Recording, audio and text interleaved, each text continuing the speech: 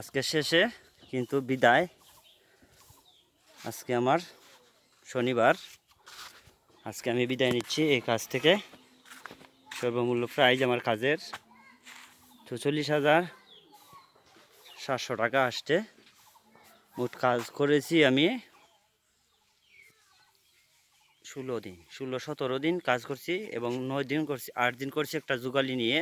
আর সব কিছু আমি কাজ একাই মানে শেষ করছি। আপনারা এর আগের ভিডিও দিছিলাম, আমরা 2 জন আসলাম কাজে।